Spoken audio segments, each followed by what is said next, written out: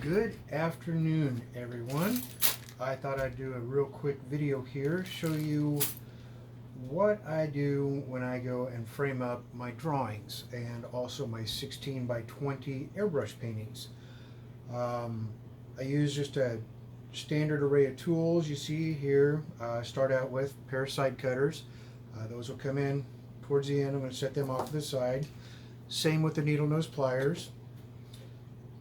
This is a multi-tip screwdriver. I believe these only have, no, these have both Phillips and straight blade screws in them, so multi-tip screwdriver is very handy. Utility knife. Utility knife's not used very much, but basically what I use utility knife for. I grab my frame pieces. These particular ones are a pair of two. They come from a national hobby supply store that is not open on Sunday. You should be able to figure that one out. I use them basically just to open the package.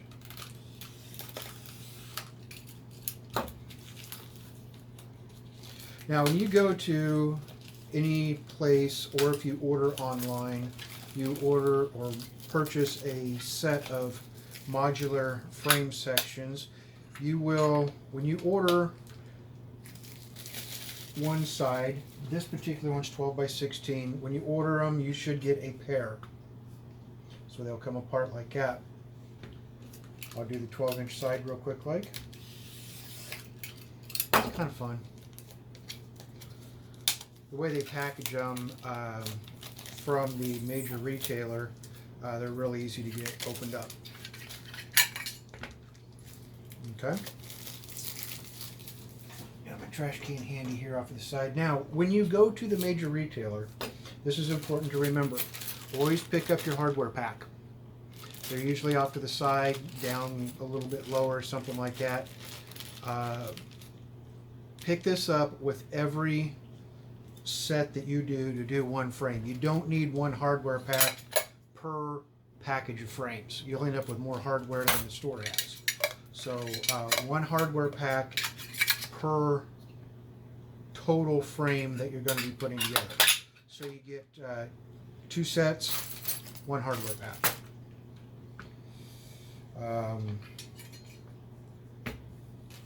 I have wound up with extras of these. People give them to me, whatever. Okay, so what's in this hardware pack? Well, there's a bunch of goodies in here. There are assembly instructions on here. They're really hard to see through the clear package. That's why I'm doing this video. What do we have in here? We have little metal corners. We have springs, more springs than what I'm going to need for this particular frame. Now, there's two types of metal corners here. Oh, lovely. Lovely, lovely. This is one of those sets that is missing. This is why I have extra packages. I will go back and I'll say, hey, I got a hardware pack and it was missing whatever part. And they'll just hand me another hardware pack. So, oh, wait a minute. No, it wasn't. It was stuck there.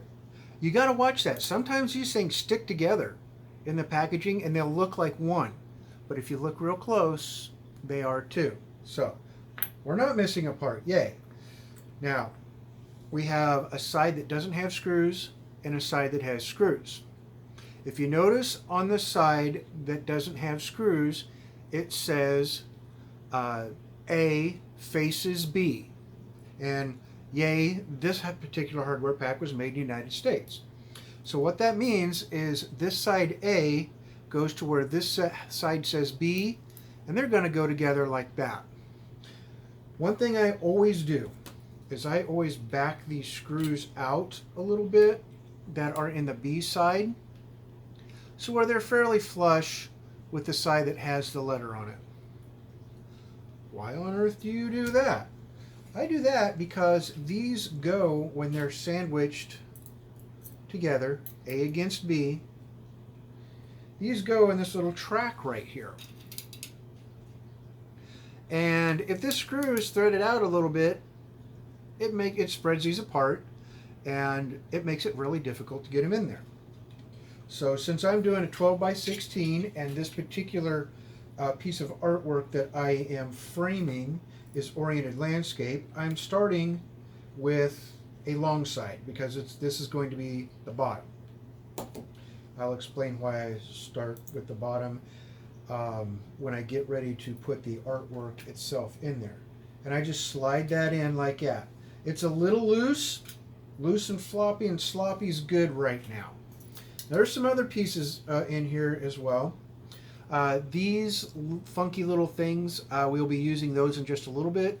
This is what your wire or cable attaches to, ties to. And you also have little foam bumpers. I know people that take and throw these foam bumpers away. Don't do that.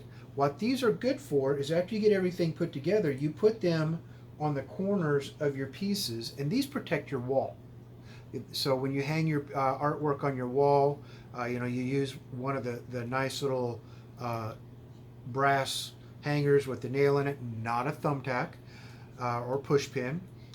This will go against the wall and keep it from scratching up your wall. And also, it will keep the wall from scratching up the backside of your frame. So, these things are cut at a 45-degree miter, pre-cut, makes it really great. You just slide them together like that. Now, a lot of people would be tempted, and when I first started doing this, I was too, to just tighten these things up full tightness. I'm not even, they're just barely more than finger tight right now, basically just to hold them together. I do that because when we go to put our artwork in here, we need a little bit of flexibility, a little bit of play in those joints. If it's too tight, it could bind a little bit. You don't want to damage your artwork, anything like that. You want everything to go together real well. So this is just snug and a very mild snug. They form a nice joint and all that. So now that I've got this part done, I'm going to set this assembly aside. It's off the camera over here. I want to show you the artwork that I'm going to be doing and the protective panel that goes over it. This is a 12 by 16. I cut the mat on it, graphite drawing. Graphite is one of the mediums that you want to have a covering on to protect it while it's on your wall. Keep stuff off of it. Just, protect your work. Keep it from getting damaged. I use an anti-glare acrylic sheet. I started using these a little while ago, and I really, really like them. I get them from Dick Blick. They're under $15 a piece for the 12 by 16. They have a gamut of sizes that you can order from. Now, this particular, where it says non-glare by Plastic Coat, that's a removable film. Why do I use acrylic? Well, more and more of your shows request that artwork is displayed with an acrylic cover. If somebody buys this and I need to ship it, shipping it with a glass piece over it is dangerous. The glass could get broke.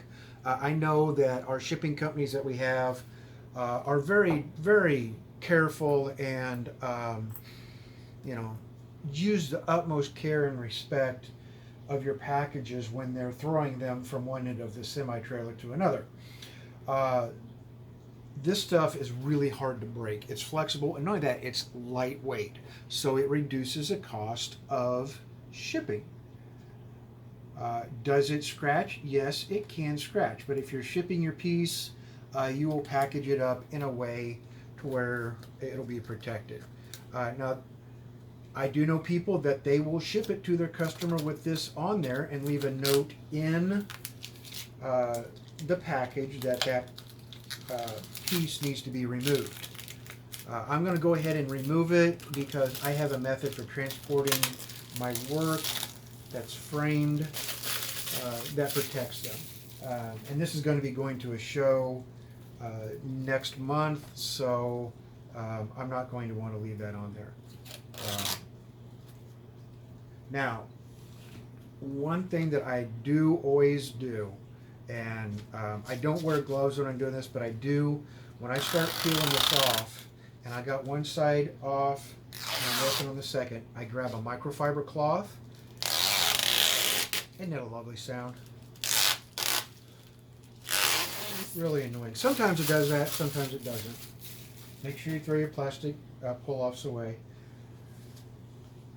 I use this microfiber cloth to keep my grubby fingerprints off of it. Now, you'll notice this side is shiny. There's a reflection on it.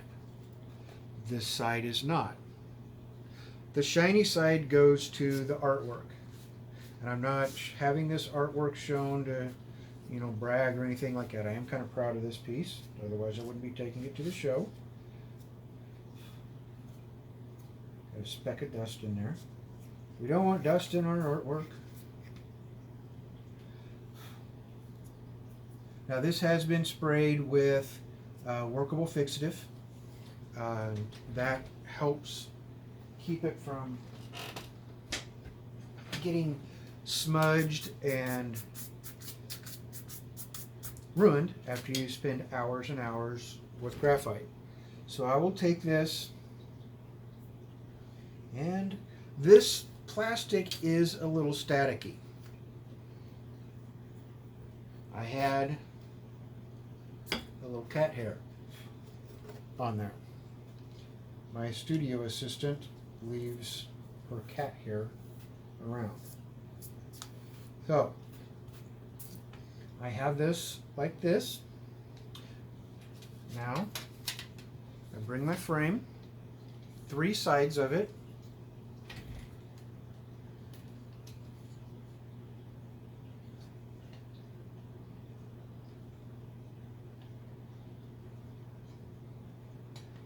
This is why I leave that bottom corner a little loose, just to give me a little room to play. Okay, now I have people ask sometimes about how do I attach my artwork to the mat board, because I cut my own mat board right now. It's just easier for me. I've got the mat cutter and all that.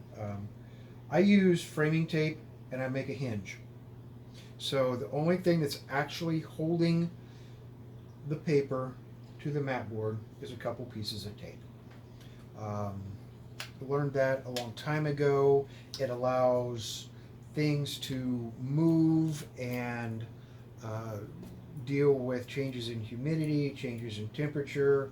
If your paper moves one way and your mat board moves another, you won't end up with a really funky fold, or worst case scenario, possibly even a crease. I've never heard of it being such a bad change in temperature and humidity that it causes a crease, but I have seen cases before I started doing this where the artwork would buckle a little bit. Not enough to damage it, but it would buckle. And since I started doing the hinge, I've not had that problem. So, okay, now I have all 4 pieces put together, fairly loose. Haven't even snugged this last one up yet.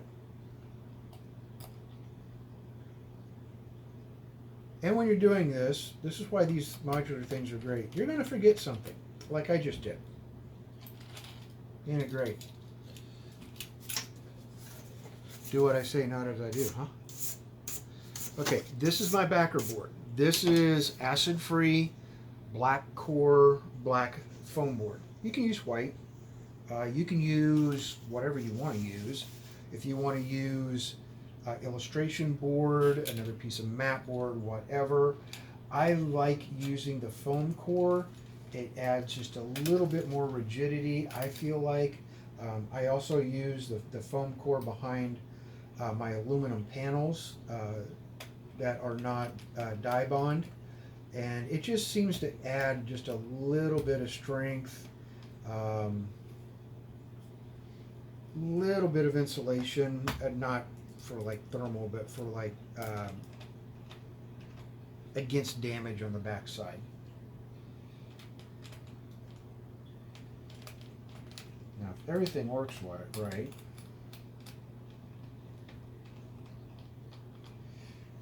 now these little guys here, these are our hangers. If everything works right, yes, they will just, notice how, now different brands will work slightly differently. There are some brands where you literally have to slide these down in and they're really, really tight. The ones from the National Chain Hobby Shop, they're usually pretty cooperative. So I am slowly progressing to a different brand name. I've found that one, they're made in the United States, and I like that. And two, the aluminum pieces just seem to be a little bit better made. The finish seems to be slightly better. There's nothing wrong with these. They're fine. I've been using them for years. It's just, I wanted to tweak how things looked. Now what I'm doing is I'm feeling this miter here, because you can adjust this and get it to where it lines up just about as close to precise as you can get it. I don't like using the word perfect. I'm kind of allergic to it. Now, where do we put these? Because these things slide all over the place. You don't want them here. You don't want them right in the middle. I put them, now this is a 12-inch wide frame. It measures slightly wider than 12 inches. I will go up about 8 inches to the bottom of that, and then I'll tighten that screw.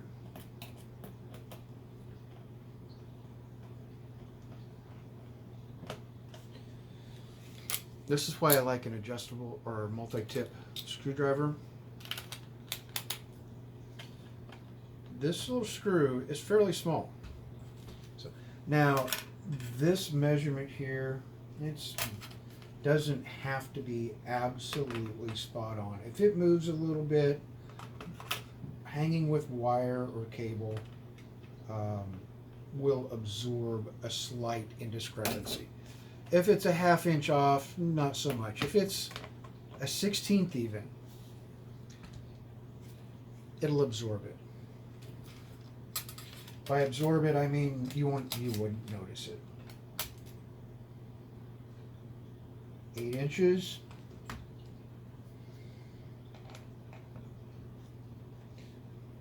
Now this one, which just happens, as I started tightening the screw down, decided to move a little bit, and I overcompensated. I know I said it doesn't matter that much, and I readjusted it, and there.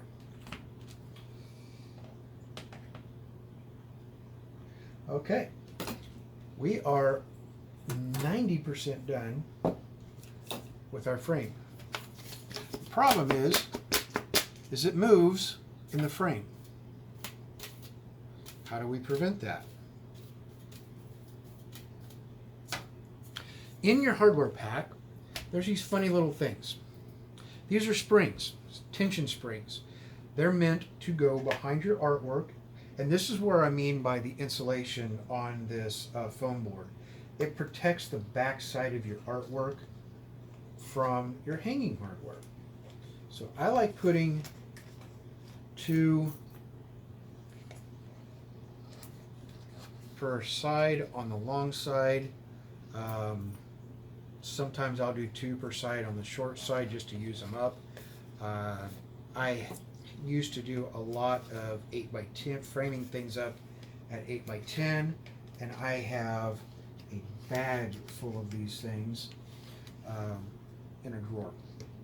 So I'm using the screwdriver to push the clamp towards the outside edge of the frame. So it's going in like this. I use a screwdriver to push it over like that. It, now on the shorter side, this is 12 inches. You can do just one. I'm just going to go ahead and use all 4 of them, like I said, to get them used up.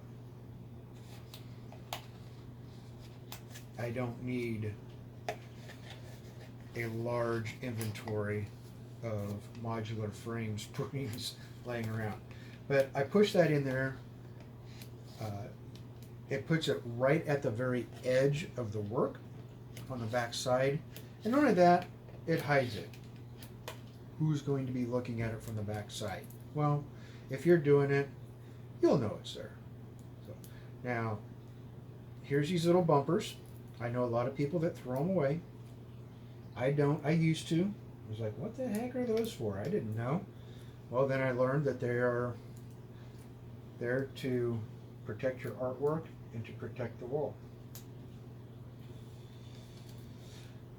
I don't know if galleries require this, but it's always nice if you are working in a gallery and somebody is having work to be exhibited, they have these on here, because then you know that there's not going to be as much of a chance of the frame marring up your wall or whatnot.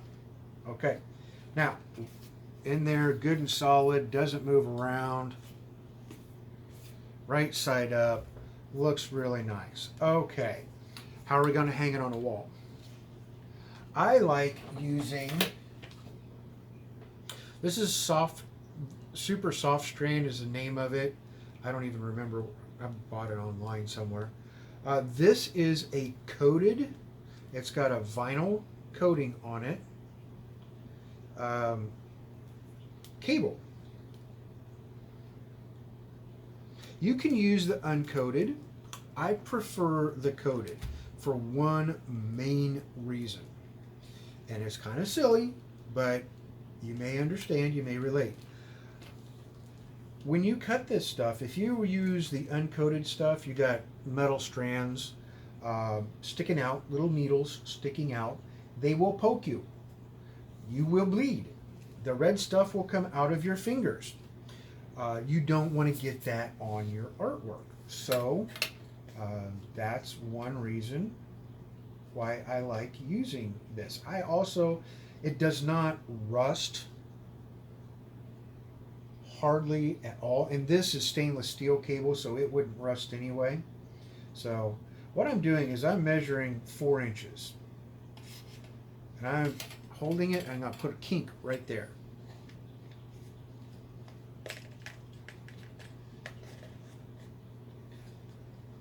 That's going to end up being how I tie it on. I'm coming over here, and I'm going to measure 4 inches. I just use 4 inches. It's a nice length. You may end up with a little extra that you have to deal with wrapping it, but I'd rather have too much than not enough. I come here to my 4-inch mark. I cut it. Put a little kink in it. Put it through my holder. Now it's fairly tight here. There are some people that they will say that you need it to stretch up to within 1 inch of your piece. I disagree with that. You can either agree or disagree. It doesn't matter. Having worked in a gallery setting, having really loose, sloppy, floppy wire on the back of work that you need to hang is a colossal pain in the tail. So that's why I keep it fairly snug. It will stretch a little bit. Now what I'm doing here is I made a knot, and I will show you in more, a little bit slower with my hands out of the way on the other, and I'm wrapping it. I wrap this in a way, one side goes one way, one side goes the other.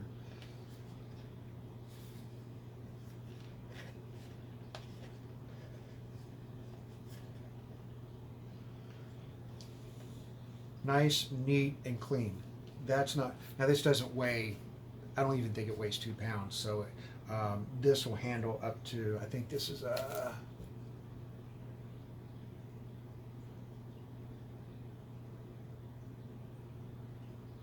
48-pound maximum picture weight. You can actually double this up, but you don't get 96 pounds worth of holding strength. You get like maybe 75. Okay, how do I tie this knot? It's really a simple knot. I have my wire coming through. It's bent over my hanger here. I put it back behind, create a loop, and pull it through. Really simple. There is a name for this. I don't remember if it's a called a half hitch. In macrame it might have been called a lark's head. It works.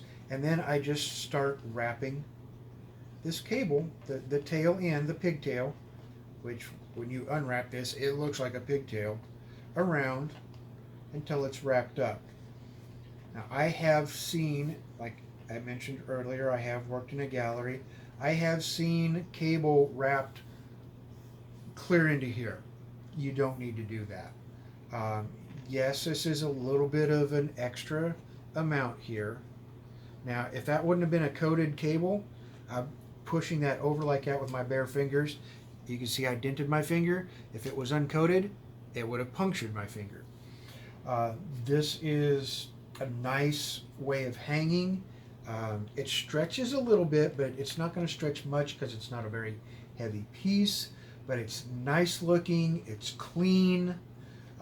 With it being a coated cable, it's not going to, there's no rust. It's also stainless steel, so you don't have to worry about, rust marks on your wall, which has happened before, or on your hands, and then you get it on other artwork, or your white gloves if you're wearing white gloves to install.